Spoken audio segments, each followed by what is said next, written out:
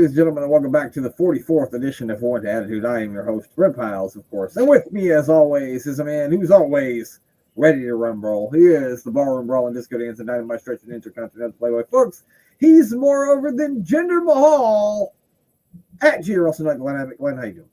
I'm doing very well, thank you. Under the circumstances. Yes, it's AWIPOD Rumble week. The most exciting week of the wrestling calendar. And depending on who you ask, which is maybe just us, yes. Yes. That's right. That's why Glenn says ready to rumble there instead of Jack G. Russell today, because at the conclusion of this episode of Warrant Attitude, we will be drawing numbers for the 2024 AWIPOD Rumble. If you don't know what the AWIPOD Rumble is, it's where we watch an old Royal Rumble. We will either be watching 90, 91, or 94, and we will be playing a little drinking game while we watch it. A little. Well, I tried to cut the rules down this year. There's only going to be six. There's only going to be 6 total rules instead of 7, as usual. I sent the rules yesterday, and I forgot to add. If everyone has to drink if someone has a mullet, which obviously, how could I do that? Yeah, that is rule number 1. It should have been, but for some reason I didn't think that was rule number 1. My rule number 1 was if the person is on steroids. Well, that's another thing from that sort of era. It might not be as bad if we watch it in 94 as like 90 and 91. No. But yeah, I guess. But I'll let you know of the rules later on, and we will draw numbers for that later on. Anything from? Did you watch Monday Night Raw yet? I've watched a lot of wrestling. Oh yeah, you have. The TNA pay-per-view on Saturday. That's right. Not Impact Wrestling. It's back to TNA now. It's back to TNA, and was thoroughly sports entertained.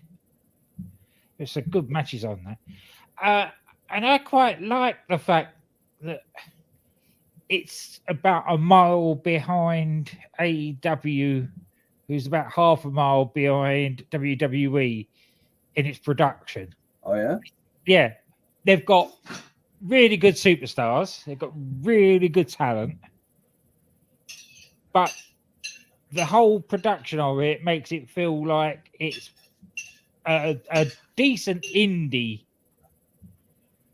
wrestling show. Yeah. And I quite enjoyed that for a change. I noticed that show was in a pretty big arena for what I usually see. It was a very big arena. I don't know how many I had in there, but it was quite huge. And the old Don't Call Me Dolph, Nick, whatever he is. Nemeth, that's it. I think that's it. Nemeth, yeah, that's him. Got at the end. That was amazing. That was probably as big a pop, if not bigger, than the one that CM Punk got coming back to Chicago. Yeah, so I did. I mean, I obviously didn't watch that show. Not that I have anything against TNA or Impact Wrestling, because it looks like a really good product, and there's a lot of people on that show that I enjoy watching. It just isn't. It's not something that's really readily available in my area, and I don't know how else to watch it. I was looking on the internet yesterday to maybe try to find some options to watch it so that I could look into it, because you and Dan, our friend Dan Griffin, were talking about how much you both enjoyed the show. I know Dan watches TNA a lot, and he talks a lot about how much he enjoys it. And I hear that from everybody who watches it, that it is really good. So it might be a good time to check it out. That's for sure. Yeah.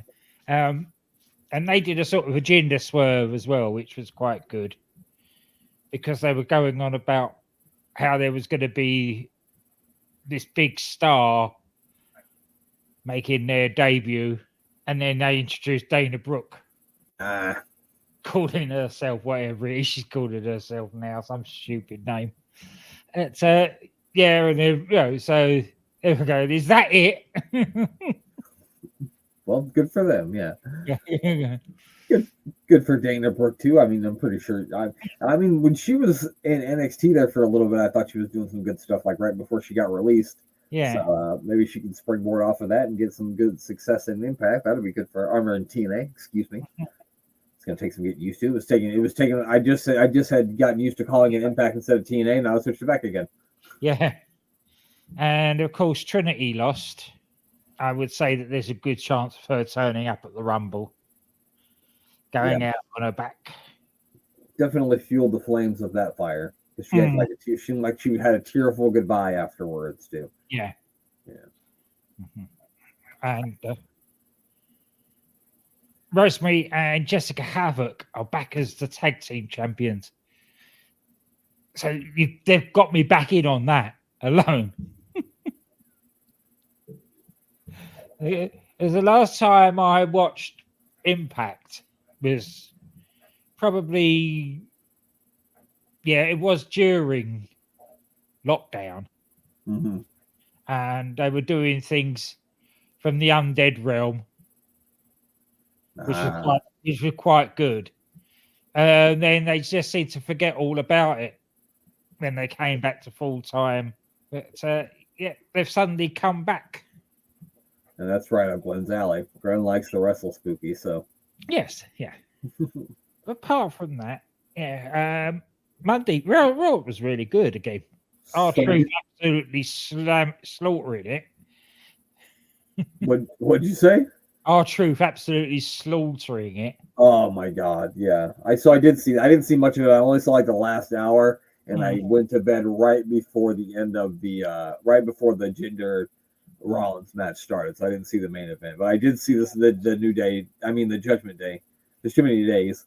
The Judgment Day's tag team match. I did see that with the Miz and R-Truth. That was really funny.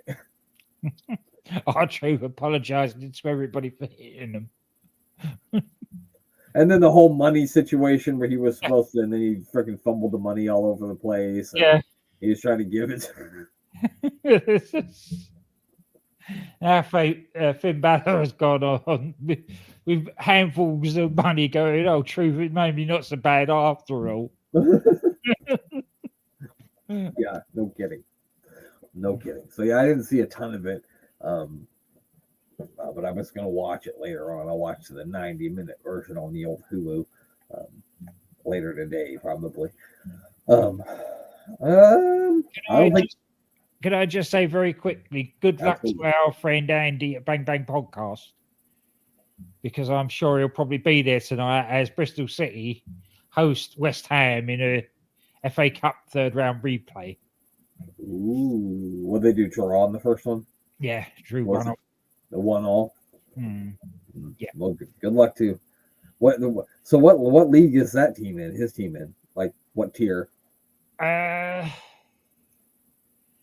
Championship, I think. Okay, so that's like third tier. One down. They're just one down. Yeah. Okay. It's either the Championship or League One, but it's no more than 2 leagues in it. Right. But like, so my understanding for the FA Cup is like basically it's the club teams that any of the teams in any of those leagues you're talking about, but also like if you had a rec team in the park, they could qualify for the FA Cup somehow. Yes. Okay. Yeah, but not quite that, because I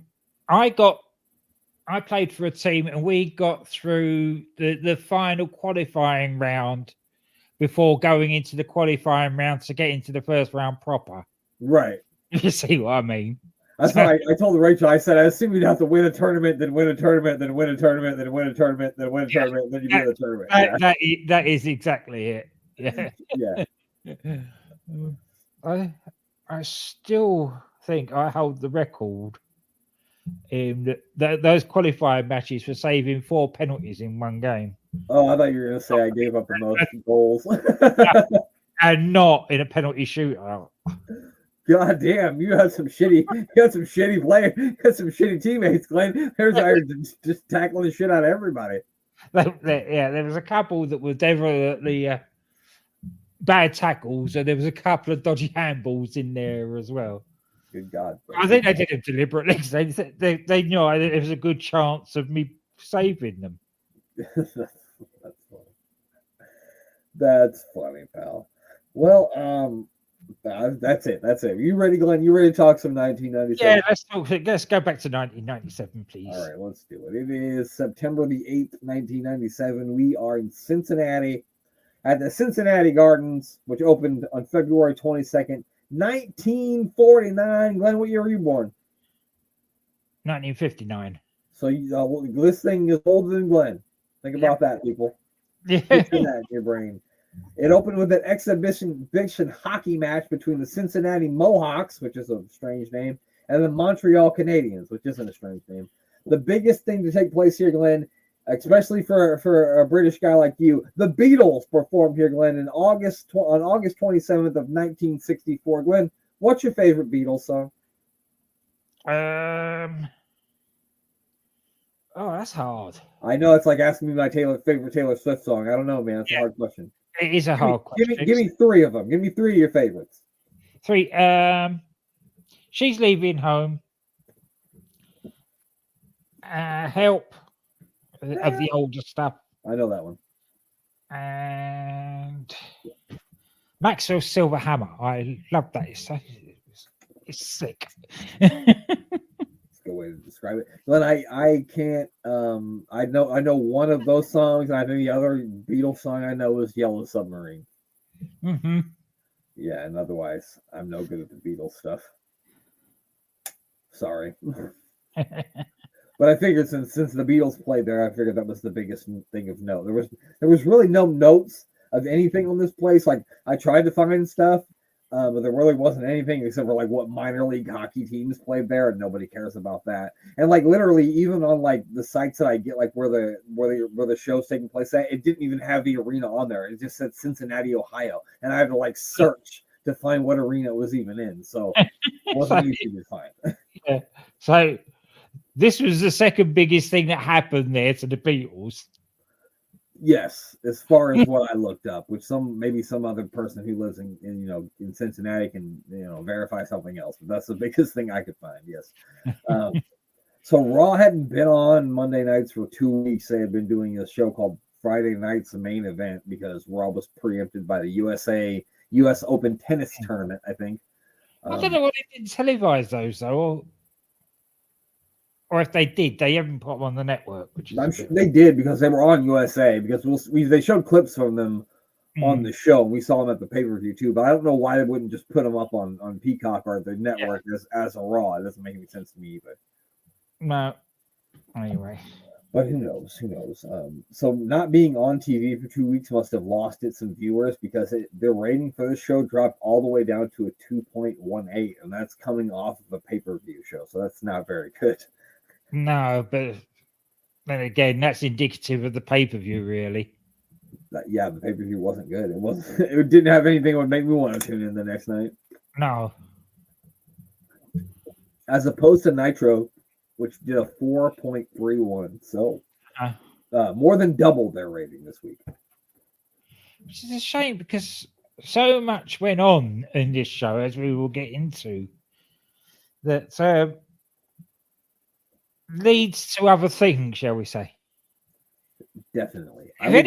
If anybody's actually come to listen to us narrate some decent wrestling, there is, apart from the mini match, there is no decent wrestling in this match, in this show. There's some decent fights, but no decent wrestling. There's chances for decent wrestling, but then it gets taken away rather quickly. Yeah, they all end up in fights. Yes. The best way to describe it. And then there's some dodgy stuff on here that's uncomfortable to watch and uncomfortable to talk about that we're going to have to get into too. So we'll talk about that. Yes.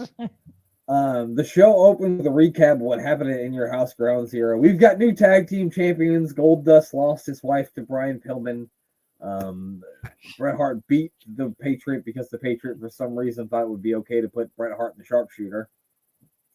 That didn't work. And the Undertaker and Shawn Michaels brawled until they had to throw it out because they beat up 7 referees. Mm-hmm. You suck. You suck. Yeah. That's where that change should have started. So to open the show, Vince brings Sergeant Slaughter out to the ring, who is brought out to chorus of booze. Talking about things that suck. Yeah. Nobody was happy to see the Sarge. No. I've never known such a heel authority figure. It's amazing.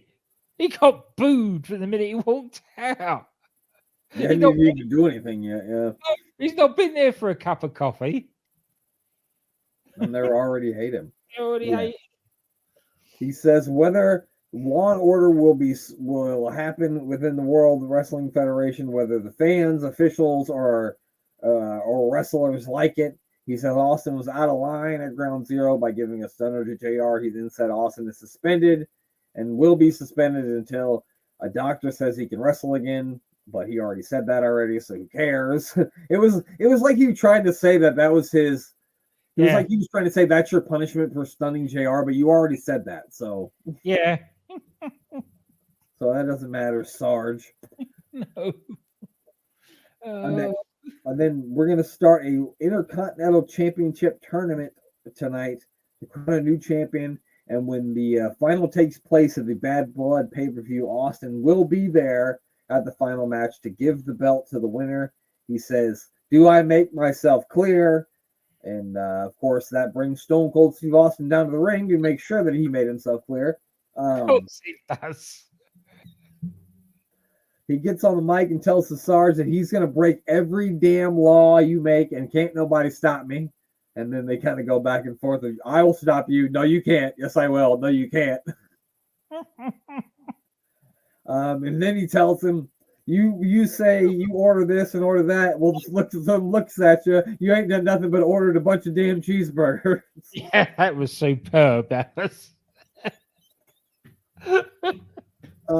He then goes on to say the only thing he will deliver is a can of whoop-ass right to his front door, meaning, Sergeant Slaughter. Then kicks him in the gut, gives him the Stone Cold Stunner. Yeah. Which he went over like a sack of spuds. Yes, he did. He really did. The only person to take a worse stunner is going to be Vince McMahon, but we'll get to that in a couple of weeks. Yeah.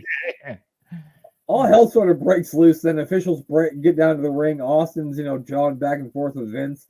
Vince is looking like a second like he wants to fight Austin. Did he for a second? Yeah, he did for a second. And then he thought better of it and backed out of the ring. Yeah, and then just rolled right out of the ring. Austin goes over to the announce position, gets on the headset, sits down, asks JR how is his neck feeling. He then stands up on the announce table with the Intercontinental Championship before they finally get him to leave. The fans were certainly getting a bit agitated there with him. They wound up, weren't they? I think that's why I think Pat Patterson had to come out and sort of calm everything down and drag Austin out. Thank God for Pat Patterson. Bret Hart wasn't out there because he would have punched him. Yeah. They would have ended up having a riot if he hadn't, though. But yeah, no, the people were going crazy. Like literally, when I say all hell broke loose, all hell broke loose. People went fucking crazy. It was probably the biggest pop of the entire night when that went down. They come back. They show, of course, Austin, who stunned JR at Ground Zero and then stunned the Sarge tonight. We then see Austin being removed from the building. We then find out that Vader will face Bret Hart in a no disqualification match. And then we get highlights from those two having a fight on Friday night's main event, which was 2 weeks ago, when Raw wasn't on the air. And the Harts kind of attacked Vader. And that's why this match is taking place now. So to my surprise, too, I didn't expect this match to kick off the show when they said it was happening. But it does. Yeah. Yeah, they seem to have got the matches in a strange order on this show. Yes. And the main event is very disappointing, and it would have been better if this was the main event. If they had opened with that match and closed with this, it probably would have been better off. That definitely would have been. Yeah, so Bret gets on the mic before the match starts. He calls the fans idiots, and he says that, in Cincinnati, the only person they have to celebrate is a disgraced baseball player. He means Pete Rose, of course, because they named a street after him, and he gambled on sports, I guess, or whatever. He's still like one of the greatest baseball players of all time, and to still be in the Hall of Fame, in my personal opinion, but that's just me. He says we only love disgraced heroes in America. The thing is a bit of gambling like that is nothing compared to what some of them have done. That are in there. Sorry? Yeah, the people have done who are in the Hall of Fame. Yeah. Yeah. Like Lawrence Taylor. Lawrence Taylor's a fucking animal, right? But he's in the Hall of Fame and nobody bats an eye. No. Michael Irvin. Have you listened to Michael Irvin's Crime in Sports yet? I haven't yet. No. Oh boy, go back, Glenn. Go back and have a listen to that. I will. Sidebar, real quick. If I'm going to recommend one to you, my favorite episode ever is Mitch Blood Green. He's a boxer. He got punched in the face by Mike Tyson on the street because he tried to fight Mike Tyson in a street fight. It is literally the best episode. So go and listen to that. It's amazing. Mitch Blood Green. Yeah. There you go. There's his credentials for insanity there. Right. They'll pick a fight with Mike Tyson in the street. Like, I don't want to get punched by Mike Tyson with gloves. Could you imagine if it was just his bare fists? Yeah.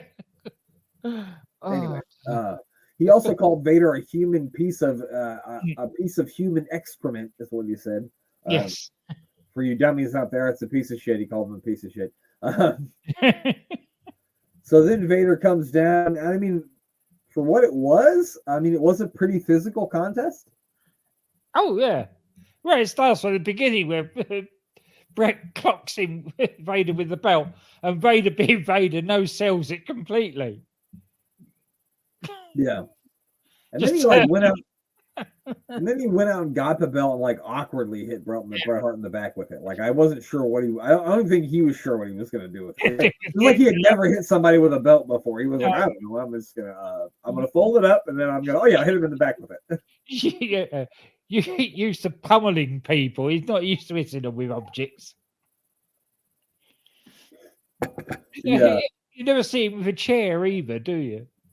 There's a few times he's been no soul being hit by one that we've seen, but you never actually see him with one. That's true. No need. When you're a human weapon, you don't need to actually waste time picking up weapons, do you? No, you wouldn't even cross your mind. No. No.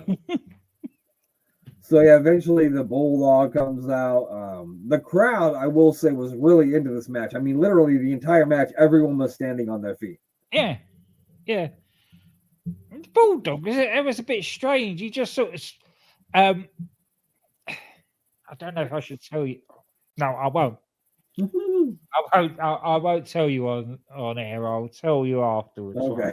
What I know about this. It's something that I learned from Davey that I won't divulge on air. We won't put that out there. We'll talk about that later. Yeah. But yeah, so eventually Bulldog runs down to save Bret because it looks like Vader is going to hit him with a Vader bomb. Then the Patriot comes out to help Vader fight off the Hart, but then Owen comes down too. And then eventually here comes Stone Cold Steve Austin down here. He chases everybody out. He keeps trying to pull Owen back in the ring, but Owen keeps getting away and pulls Owen back, and that was pretty good. And then Owen, I think, this is when then he kind of chases them all out as the Hearts run off. So that's how the match ends. And what a perfect ending to finish the show. Yeah, it would have been. It got the crowd going absolutely ape shit for Austin. The heels running away. Yeah. And Vader standing there not having a clue what went on. Yeah. You know what, Glenn? You're right. That would have been the best way for the show to end. We then see a very pissed off, sweaty Sergeant Slaughter in the back. He's got an ice pack on his neck. And then they tell us that we're going to hear from the new tag team champions, the fucking Headbangers, which everyone was shocked by, including me. Of course, Stone Cold Steve Austin helped them win at Ground Zero by stunning Owen Hart. But then we see the Godwins who were in the ring. They clear the ring with some jobbers, and they say that last night was a fluke, and that they could never beat them again. And they challenged the Headbangers to come down and fight. And the Headbangers come down to what's going to be an unsanctioned match, Vince says. But then there's a referee, so I don't know how it was unsanctioned. To be fair to the Headbangers and to us, back in the early days of all this, when there was only Furnace and LaFon fighting against Owen and the Bulldog all the time, he said probably the only other decent tag team they've got is the Headbangers, and they should give them a chance. It's taken them a few months, but they have now, so that's something, I suppose. I'm not disparaging it. I like the move. At least they didn't do the same old thing. Like Headbangers are entertaining, so why not? Better than Hog Farmers. I know I live in Nebraska and I'm not supposed to say that, but it's better than Hog Farmers. Yeah. So again, it's one of my nitpicks. I'm still picking it today as I did then. They're calling this an unsanctioned non-title match. So the first thing they do is get an official in the ring. Yep. If it's unsanctioned, nobody within the company should have anything to do with it. Certainly not a referee. No, absolutely not. It was like back in the days when those uncensored pay-per-views. Like, all these matches are unsanctioned. What the fuck do you mean? Yeah. There's a referee. There's no way they're unsanctioned. No. So, I mean, there wasn't really a lot to the match. The only reason why they had the match was to, I think, A, was to try to get the Headbangers a little bit more over with the crowd, and B, to introduce this new Godwin, Glenn. So we got a new Hog Farmer. Well, he's not really, is he? Because there's no pig alliteration in his name. Oh, you know what? You know what, Glenn? You're right. I didn't think of that. You've got hog and you've got pig. And then they're bringing Uncle Cletus. It's no wonder he didn't last long. He didn't last long. So, yeah, he comes out there, and while the referee's distracted, he hits one of the Headbangers, I think, in the head with did they say it was a horseshoe? Yeah. Of course it was. And then, so we actually hear a little promo from the Godwins about their new member. So let's listen to it. What do you think? Yeah. Who is this man, Henry? You want to know who it is? Who is this? JR, it seems like everybody in the WWF has somebody watching their damn back. Well, that's what we're going to do. We went and got some of the Godwin clan. One of the dirtiest, meanest SOBs around. Uncle Cletus Godwin. That's right, you see, I just come all the way from Arkansas to take care of my boys. And I want everybody here to know that when Uncle tells you, whatever I tell you, baby, that's money in the bank. Oh, great. Another Godwin. Just what the WWF needed. Never has been spoken a truer word. That was my favorite part of all of it. I don't know what Uncle Cletus was talking about. I have no idea. I don't know what he said. The thing is this uncle looks younger than the other two. Now, I know they're country folk, and that sort of thing happens, but... Well, let me ask you this. Did you recognize Uncle Cletus at all? Did he look familiar to you? He looked familiar, but I couldn't put a name to him. Uncle Cletus, a.k.a. Tony Anthony, a.k.a. the Dirty White Boy, a.k.a. T.L. Hopper. Yeah. He was once a plumber in the WWF, and now he's a hog farmer. He used to be the Dirty White Boy in Smoky Mountain Wrestling. Three-time Smoky Mountain Wrestling champion, Glenn. And in 1994, I found this fucking interesting. 1994, he was ranked 25th in the PWI 500. 25th. That's pretty goddamn good. And another one who at that time was definitely punching above his weight with Dirty White Girl as well. Yeah, I saw some pictures of that. Yeah, she certainly wasn't a dirty white girl, was she? No, she wasn't. Well, you don't know her.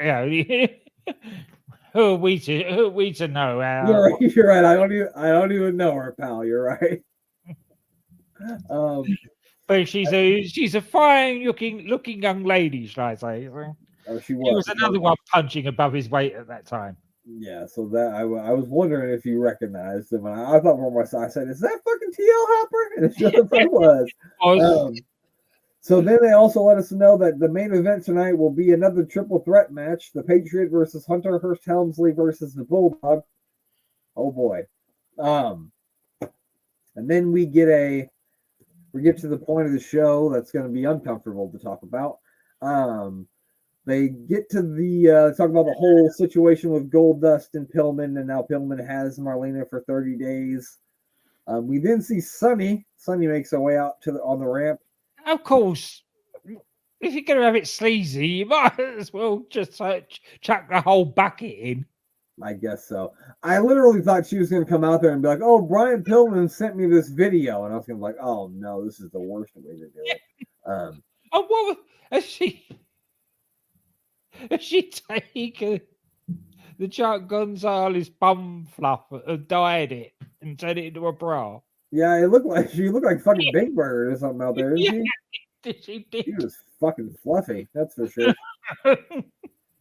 She says, now she fucking said this. I am not making this up. This isn't a joke. She said this. She said she's where all the ladies want to be there tonight, right in the male locker room. That's what she said. I didn't say it. She said it. She said that. She then brings out Dude Love, who is about to take on Brian Pillman in an Intercontinental Tournament match. Sorry, and then they started dancing. I got my wires crossed there. Yeah, Dude Love comes out. They start dancing. Dude Love gets on the mic, says he's got somebody out here he needs to watch his back, not someone who's going to beat Brian Pillman to the inch of his life. And he brings out Goldust, who looks very upset. I love the fact that they did the half and half makeup on him. Like, he's not complete. Goldust is not complete without Marlena. Yeah. Very, very subtle. It was a nice little touch, that. Yeah, really good. And so then they introduce Brian Pillman, but he doesn't come out. We just hear his voice. He says he's on the phone from home. Says he can't come to the arena unless the WF can provide a safe environment for him and Marlena. He then makes some jokes that I'm not going to repeat about being tired from last night. I will. Go ahead, Glenn. Well, basically, he's too tired from banging Goldust misses. Yep. And then he says he's got a tape, and it's called Brian Pillman's X-Files. And so I cringed. The start of the cringing when as soon as he said that, he's got a tape. Oh God, no. Yeah. So it basically is just Brian Pillman basically insinuating, of what's going on with him. Running around his underpants. Yeah, his towel falls off, and he says he's sorry, but that happens sometimes. He said, I guess. Anyway, let's draw a murky veil over that because we're going to get more of it later. Yeah. The worst part is we're going to watch more. Then we get the a recap of Austin beating up the Sergeant Slaughter again, and then we get the pyro for the second hour, and the second hour kicks off, Glenn, with a minis match. Yay! And unfortunately, I did not know that this was occurring, so we won't be able to get the mayor on in time. But the good news is, I know for a fact there's one on next week, so we will get the mayor on for that one. And if you thought for a second, Glenn, that me and you weren't going to watch that right now, you're crazy because we're watching. It's only 2.5 minutes. Get it on. We're watching it. We're throwing it up here. We're putting it up on the screen. Benny versus Parita Morgan. So guess what he's dressed like? Yeah, Parito Morgan actually translates to Pirate Morgan, doesn't it? Yeah. Basically, Captain Morgan. Basically, Captain Morgan, yeah. So here we go. Here's old Captain Morgan on the way down to the ring. Glenn, you big Captain Morgan drinker ever? I have in the past. Yeah, samesies, but I don't really like rum. No, I'm not a great lover of it. Nah, I like tequila and whiskey. Those are my two. Oh, he looks like my kid when he was fucking 4. He dressed like Jake from Jake and the Neverland Pirates. Yeah. Except for my kid wasn't that rotund. Here comes Max Mini, the world's smallest superstar. I love that Vince tried to say palatita properly and couldn't get it right. About 7 times he had to go at it. Well, I don't even know why he tried. He probably should have just begged off for this match. Said he had to go get a Diet Sprite or something. Oh, here we go. This is when he comes from the King's Lap. I am so glad they went this way after the failed attempt at getting AAA on board. Yeah. I wonder if Patricio Morgan is a normal gimmick that he does, or something they just stuck on him because he's with WWF. Because these guys are far more entertaining than those luchadors just bouncing around everywhere. Well, depends on what you're looking at. I mean, I can find both entertaining. I don't know why, but little people fighting is just great. I don't know why, but I love it. Oh, how could you not love that? Look at this. Hey, look at this little son of a bitch. Look at him go. Oh, he lost his hat. Oh, Army Harties, get him his hat back. He's not going to let him get back in the ring. Woo! Here we go. Jesus Christ. Oh, man. Got a little fracture there, I think. That was fucking awesome. Even the Spanish announcers. God. How did they manage to miss both tables? Well, they are very small, Glenn. They can fit in the little gaps. Oh, here we go. Oh! Look at the replay. Look at it. Whoa! Straight through the honestly, if he doesn't catch Max Mini, he's going to fucking fly right into Jericho Lawler's face. Yep. There we go. Irish whip here. Oh, he got to get out of the way. Oh, shit! Holy cow! Oh! Oh my God! I have to go back. Watch this. Holy fuck. This is a bump and a half, man. It is. He goes through the... Jesus Christ. Oh, bounces off the post. And then that's awesome. That's awesome. And then he's holding his head. God. This is his last match because he's fucking concussed and has fucking broken his vertebrae on his neck. Jesus Christ. Wow.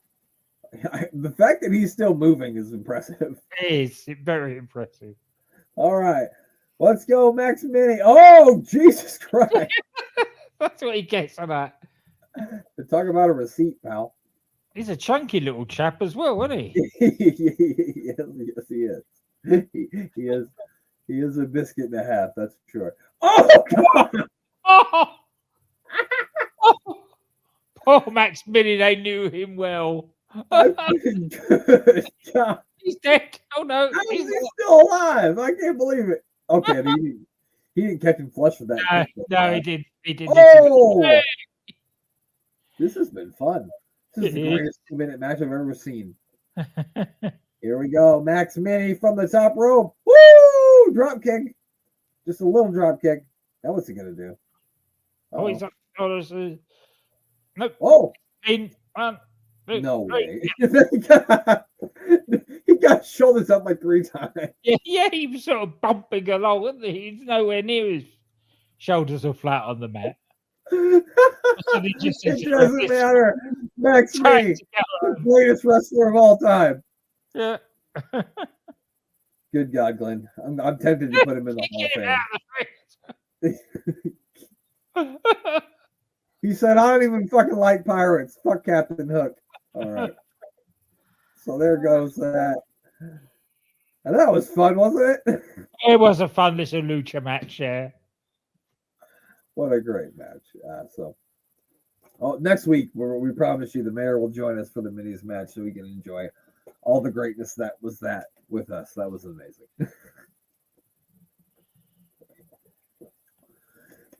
And then, Glenn, they gave us a pretty big announcement, didn't they? They certainly did. So after the melee that was Shawn Michaels versus The Undertaker at Ground Zero, they will be having the first ever Hell in a Cell match taking place at the next pay-per-view, Bad Blood. My notes are still back about. Yep, there it is. Yep. Looking forward to that, seeing what that is. Yeah, I've never heard of this match or know of anything that happened during it. Sounds a bit spooky, that one. I think some shit's gonna go down. The thing is it shows you get things wrong in your mind, because I was always convinced that it was the Undertaker that came up with this idea of a Hell in a Cell, but it wasn't, because he was really talking with Vince here. He's got as much clue about it as anybody else. Yeah, exactly. And then they bring the Undertaker down to the ring, and I did get a little bit of the Undertaker promo, so let's hear a little bit of we'll get the bit where he says whatever that is. I think he does. I think so. Your reaction to the Hell in the Cell match at Bad Blood. Bad Blood, Hell in the Cell, call it what you must. What it is the beginning of the end. Michaels, there's no way out. And there's no way anyone can get in. So what that means is you look into the eyes of the Reaper and you pay for your crimes. And that, Shawn Michaels, is when the music stops and the tolling of the bell begins. Yes. Very good stuff. Shawn Michaels pops up on the screen. Good. If they were, obviously it hadn't occurred to them to actually make this an Undertaker match. This was sort of just because they've not briefed him on it as much as anybody else. Right. But I guess it would have made sense for the Undertaker to come out and say, "I've thought of this match where no one can get in and no one can get out. It's hell." Which is what I had in my mind happened. Right. What do they call that? Like the Mandela effect, where you make things up in your mind and you believe that's the way it was. Like people who believe Sinbad was in a movie where he was a genie, even though he never was. No, he never was. I have this argument with my wife every time I bring it up. She's like, "Yes, he was." I'm like, "I swear to God, he wasn't in the movie where he was the genie." I'm like, "You're thinking of Kazam. You're thinking of the one with Shaq." Sinbad was a sailor and never a genie. No, I'm talking about Sinbad, like Man of the House Sinbad, the comedian Sinbad. Oh, him. Oh, right. Yeah. No, I don't think he was ever a genie. No, people have that set in their minds. It's why I bet you somebody in the YouTube comments, maybe he'll be like, "He was in a movie." This. I'm like, "No, he wasn't." But yeah, I mean, sometimes when you think, I'm sure there's stuff that I think back in my mind, and it's not the way it was, but that you just put that in your mind that's how it went down, and that's just how you remember it. For the longest time, I had the year that my mom died wrong. Like, I thought it was 1 year, but my sister informed me, she's like, "No, you've got the wrong year." And then I thought back, and I'm like, "You're right. I just had it blocked in my mind that it was this year, but you're right, it was that year." So you can do it with anything. You know what I mean? Yeah. So Shawn Michaels gets on the screen. He says that the Undertaker told his bell somewhere else, and that he's a survivor, and he will do it again at Hell in a Cell. And then the Undertaker closes it by saying, "At Bad Blood, Shawn Michaels will rest in peace." We then get this is like the one of two awkward Hart Foundation promos. Didn't you find it's like a couple of these Hart Foundation promos in the back are really awkward and weird? They are. Again, there's a lot of moving parts, both on screen and off screen, within the dynamic of the Hart family at the moment. Right. Yeah, I'm sure. I'm sure.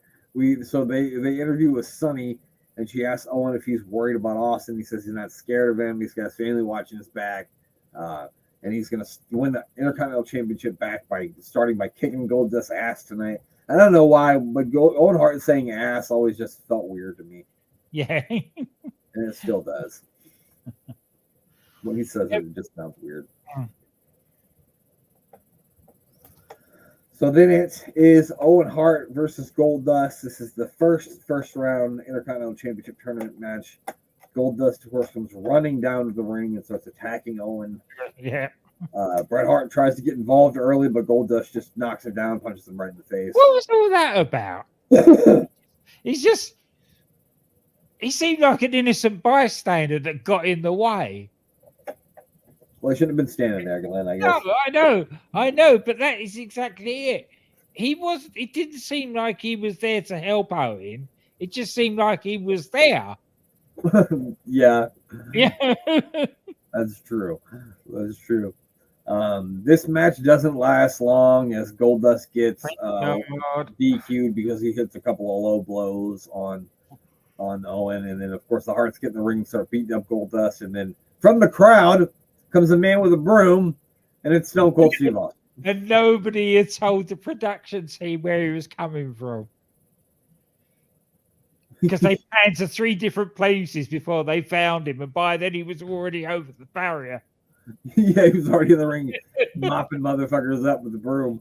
Yeah. So he starts beating them up with it, and then he gets up and he points it at Vince, and Vince immediately just chucks off his headset and like, I'm out of here. And then eventually he leaves through the crowd too. And Vince is yelling at him, and he's there just sweeping the ring, not doing anything. I just came out here to help. Yeah. And then after the match, we hear Brian Pillman's voice again, and then we get part 2 of this video. We're in the shower this time. Yeah, she's in the shower this time. Thank God we don't actually see her in the shower. Just to get slide. Yeah, but we haven't quite got that far into the Attitude Era yet. Well, Glenn, I mean, we're gonna see this again next week, so I don't know where that's gonna lead us. So that's gonna be something. I can't wait. You got anything you want to add on this Brian Pillman video? No, it's just total sleaze. Yeah, a little too much for me. Jerry Lawler going into over sleaze mode as well. Yeah, Jerry Lawler had some very tasteless jokes for sure. Yeah. We come back from the break. We see the Harts again. It's another very awkward situation. They just literally just showed them and Owen smiling and giving a thumbs up. Mm-hmm. Yeah. It was really this crazy nut Steve Austin is a hyena and completely out of control. Yes. Oh yeah, no. So I do here. Let's hear. I got Bret Hart's promo. So let's listen to a very angry Bret Hart. When is the World Wrestling Federation gonna finally do something about this crazy nut? You're talking about a hyena this hyena is completely out of control. It's not enough that they took the Intercontinental Championship belt away from he never deserved it in the first place. You got that? But let me say this, Sergeant Slaughter, if you got any cojones at all, you're gonna do more than that. You're gonna suspend this guy for life, suspend him forever, and bar him forever wrestling, because this guy is nothing but an animal. He's an animal. That's right. In the United Kingdom, the people don't understand the WWF crap. But when I come over there September 20th, they're going to respect truth and justice. Shawn Michaels, I guarantee you that. And the bottom line is, I won tonight, and I'm going to win the Intercontinental belt back. They're just a bunch of dogs, Glenn. Mm-hmm. Yep. Woof, woof. He went back to the trusty hyenas. Yeah. You know what, though? When I put that picture up there, and it's got that picture that I found, it made me kind of sad a little bit, because you look at that and the only one left is Bret. Yeah. It is sad. Yeah, it's too bad. It's too bad. But anyway, so then we get ready for the triple threat match, and Savio Vega comes down because he won the triple threat match at Ground Zero. So I guess that makes him the king of the triple threat match. He's expert on them now, so he's on commentary. Yes, he's going to be on commentary. So the Patriot comes out, and then the Bulldog starts to come out, but then Hunter and Sean attack him from behind as he makes his way out to the ring. They really do a number on him, hit him with a chair, hit him with a knee with a chair. And my question was, where's Bret and Owen? Like, what were Bret and Owen during this? Yeah. Very good question. Because we literally just saw Bulldog with them doing a promo, like not even before, like a couple minutes before this. So, like, how far had they ventured off? Were they in the shower? I don't get it. Did they go to Burger King? So instead of Bulldog now, since Savio Vega is the king of the triple threat match and he's already out there, now it's Savio Vega versus the Patriot versus Triple H, which makes me this match even less compelling than it was before. Yeah. In my opinion. This is, yeah. Oh, this was the Shawn Michaels attacking the Bulldog was just to set it up for one night only, or whatever it is. Yeah, one night only. One night only in the UK, where the Bulldog defends his European title against Shawn. Yeah, had to be. The way that went wasn't exactly to plan. So I'll leave the listener's imagination why Bulldog is a little bit pissed off at the moment. Yeah. I think I know what you're talking about. Like we said, anyway. So midway through the match, Shawn Michaels makes his way out to the ring. I guess he's going to join them on commentary. I will say that this three-way match was better than the one at Ground Zero. If that was the worst one ever, this was the second worst one. Yeah. It was better. So not a lot in it. The only thing that this is building is we're getting the first signs of the Generation X. Really. Yeah. I mean, so this match would have been fine if it had been like 7 minutes short, because they got like 17 minutes. And it went on far too long. Yeah, if it had been like 10 minutes, it would have been good. They did the silly spot where, Vega's got Hunter in the head scissors, and Hunter's and the Patriots got, Vega in the head scissors, which is silly. But I feel like they're still trying to feel out how to even do a triple threat match at this point. You know what I mean? So yeah, I'll give them a pass for that. I just put on here that it felt like it was never going to end. Yes, it definitely did. So finally, we get some interference from China. Did you hear the loud, boring chants, Glenn? There were many loud, boring. Oh, chants. yes. Yeah, many loud, boring chants during this match. Savio Vega eventually misses a spinning heel kick and takes out the referee, which brings in Shawn Michaels. Eventually, he throws Savio Vega into the Patriot, who's on the top rope, and then Hunter rolls up Savio Vega, the king of the triple threat match, and Hunter gets the win. And then we sort of get a standoff as Hunter and China and HBK have chairs in the ring as Los Boricuas and Vader, because Vader all of a sudden is the Patriots' best friend somehow. Yeah. You can understand it from last week where Vader, for all how bad he is and how mean he is and everything, he's still a true-blooded American. So right. You can understand him defending the Patriot against the Harts. Right. But what gripe he had with Hunter, Shawn, and China, I don't know. Yeah, I mean, I don't know either. So yeah, that was basically how the show goes off the air. Is they're in the ring and everybody's trying to get in the ring, but they're hitting at them as they try to get in. And then it shows the Harts coming down to the ring, and then that's when the show goes off the air. Yeah, thank God.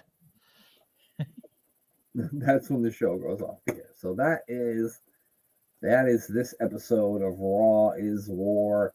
Glenn, what are you thinking? Are you giving this a thumb up, a thumbs down, a thumb in the middle, 1 and 1, 2 thumbs up? One thumb. It does have to get 1, I think. It's got One enough good storytelling in it. There's enough good storytelling, and there's a couple of decent fights. No wrestling, but a couple of decent fights. Definitely, I would agree. And the middies. Oh, yes. Goddamn. 5 stars. AWIPod approved 5 stars for the minis match. That was amazing. Oh, yeah, that gets a thumbs up on its own. So, yeah, definitely. That was a great match.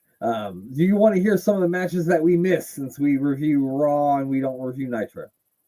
go on then, yes. You ready to feel really bad about yourself, Glenn? We could have watched Rey Mysterio Jr. versus Eddie Guerrero. Oh, is that the start of the Dominic thing? That's where Dominic Mysterio began, right there. That's where the feud began, just right there. But you get ready to feel better about it because the next match was Hugh Morris defeated Disco Inferno. Oh, for God's sake! Yeah, I'm glad we missed that one. And then we have two of the toughest tag teams in the history of wrestling, where the Faces of Fear, Ming and the Barbarian, took on the Steiner brothers, Rick and Scott. It ended in a no contest. There's a surprise. I bet it beating each other into pulps. I thought just maybe the world exploded. I'm not sure.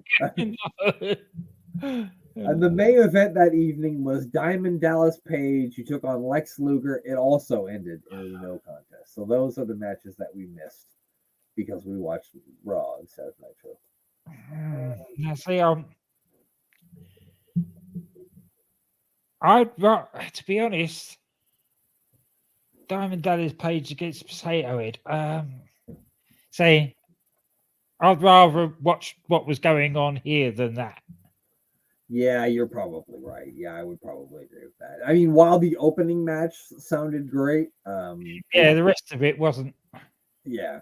Overly exciting. Yeah, and those were the three that I picked out that I thought were, the best ones. Yeah. Well, Glenn, that's the end of reviewing Raw. So if you only came here for that, you may go now. But it's also time, Glenn. You got your notebook, Glenn. Get your notebook out. Oh, get me notebook.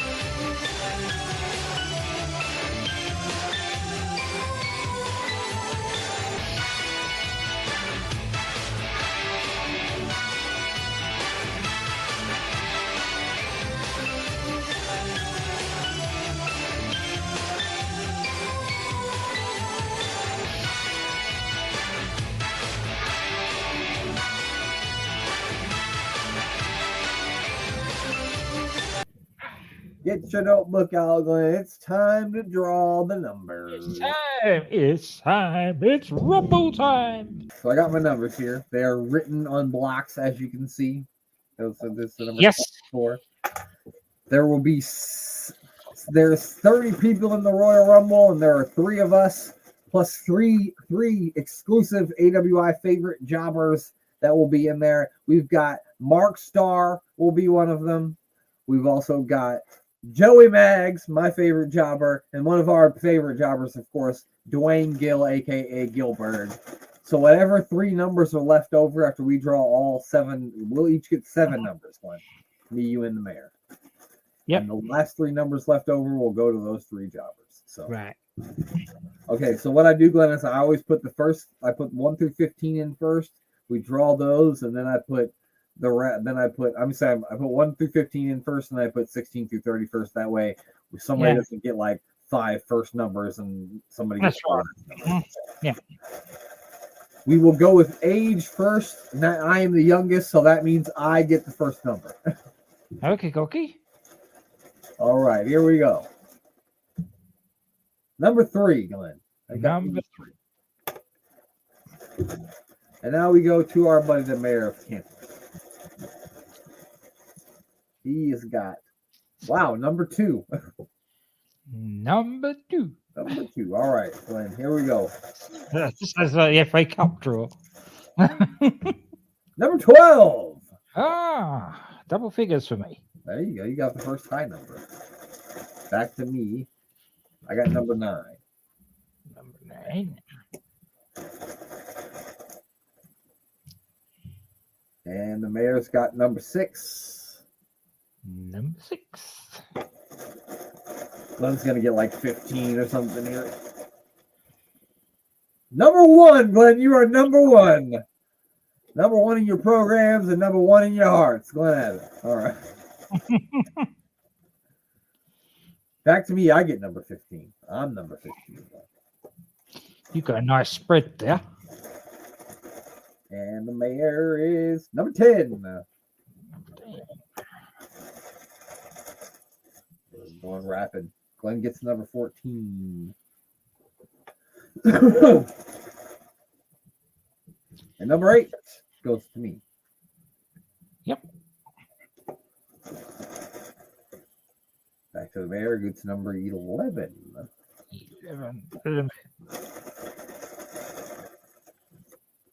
Glenn gets lucky number 7. Number 7. We've only got 4 left. 4 left of the first 15. Number 5. Number 5. Oh, great. Mayor gets. Okay. I somehow have 2 number 5s, so never mind. We throw that one away. The mayor gets number 13 instead. 13 for the mayor. And the last one of the first 15 for you, Glenn, is number 4. And number 4 for me. Thank you very much. All right. Now we put the last 15. Give him a good shake up. Give them a good.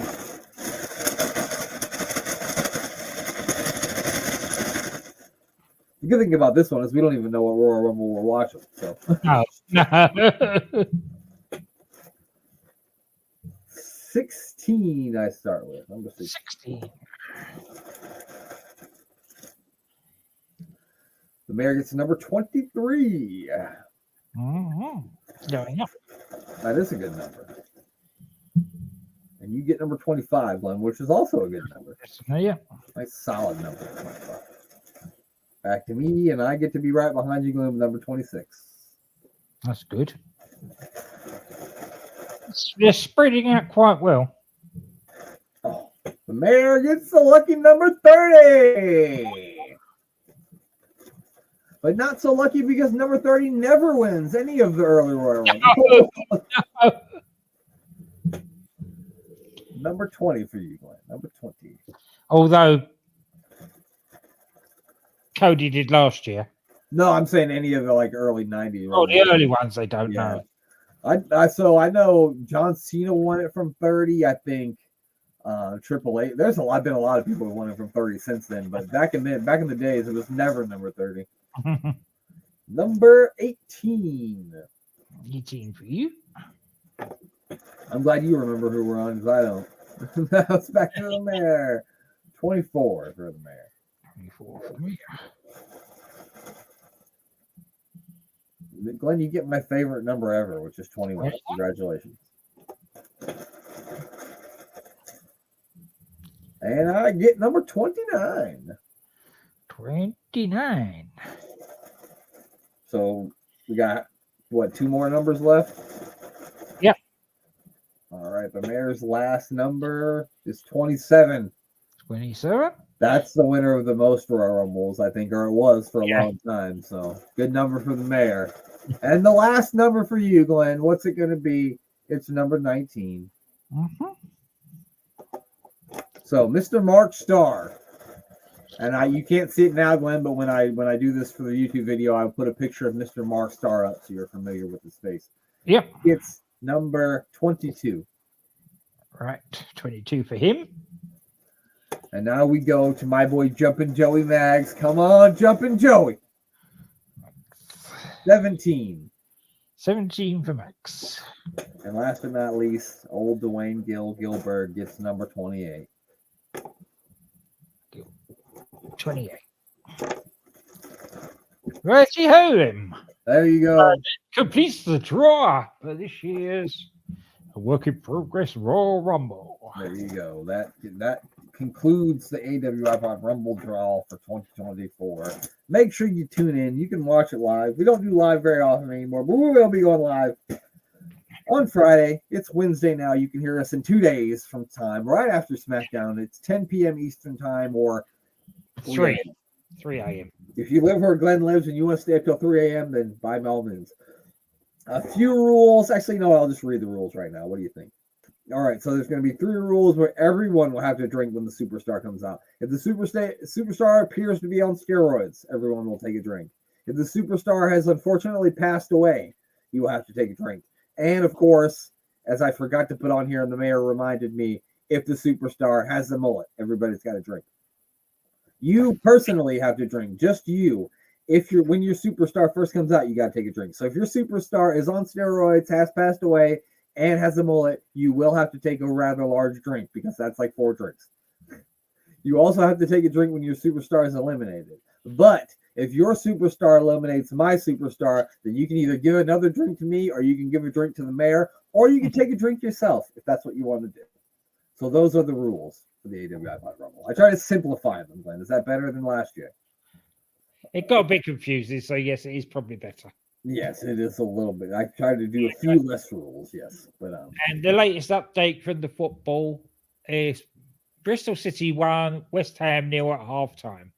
Good, losers. I don't know. I don't have anything against West Ham, actually. Actually, one of my favorite movies, Green Street Hooligans, was about they were West Ham fans, I think. Anyway. So that concludes that. If, like I said, it's 10 p.m. Eastern time for you, people in North America. If you want to join along, get yourself a cold beverage. You don't have to drink alcohol. Get you a cup of coffee, have a soda or something. Watch some old wrestling with us. I guarantee you, at some point, somewhere, someone on the show will make you laugh until you cry. Yes. Or I will give you your money back, and you don't even have to pay for this. So that means I won't give you anything back because you didn't pay for it. But I can guarantee you, at least at some point, you'll laugh until you cry. So check it out. It normally happens. So yeah, it happens to me at least once. Usually the mayor makes me have to use my inhaler at least one time.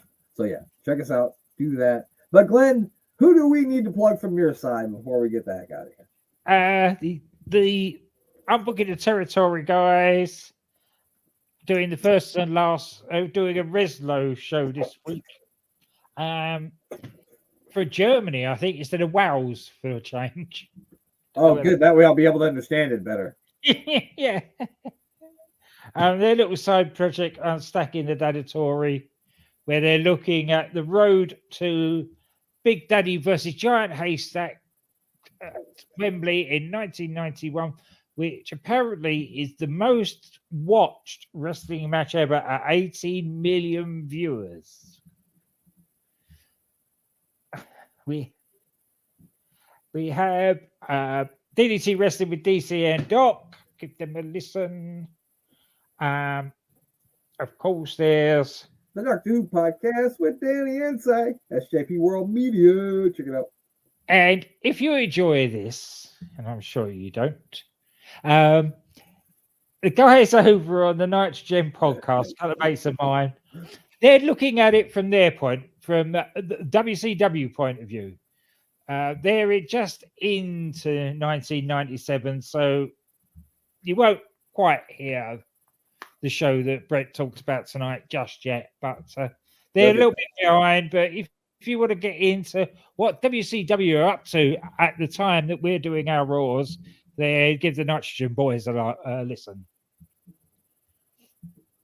There you go. Check out all those lovely people. And make sure you check out Sports Wire Radio and give our buddy Thomas Bryce a follow on all social media. Just search Thomas BRICE and check out the website sports with a Z, wireradio.org. Hit that listen now button and hear all the fabulous stuff that goes on there. And Mr. Thomas Bryce will be joining us on Friday night for a very special announcement. So be on the lookout for that as well. And of course, give the other member of our podcast team, our buddy, our old pal, our other BFF, the mayor of Canton, a follow on Twitter or X or whatever they call that gimmick.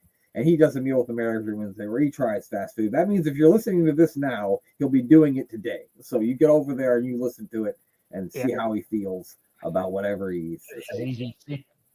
That's right, pal. And that's it. Well, I mean, we got to check out other projects right now. We've got an episode of AWIPOD Worldwide where we watched the last Thursday Night Thunder in the month of March before Uncensored 2000.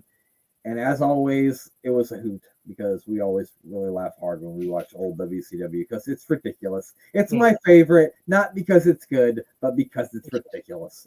Yeah, that is true. And of course, our other show, The Life and Time, I don't know shit, The Life and Times of Psycho Sid. We are going to be doing the 17th episode this week. He just went back to WCW and formed a tag team with Vader called the Masters of Powerbomb, and they delivered one of the most savage beatings in the history of The Life and Times of Psycho Sid, and that's saying something. It certainly is. So go ahead and check that out. It's best to watch it on YouTube, but if you have Spotify, you can actually watch it right there on your phone too. You not only can you listen to it, you can also watch it. So either one of those places you can. I highly recommend watching it, not listening to it, because sometimes it's just us laughing at how hard they're beating these guys up. And I'd like to be technical, but how can I? Yeah, that's it. There's only so many ways you could describe something being dropped on their head very hard. Ouch, that's all I can say. I don't know what else you want from me. But that's it. That's all I got to say for now. So let's have Glenn just tell you goodbye. Goodbye.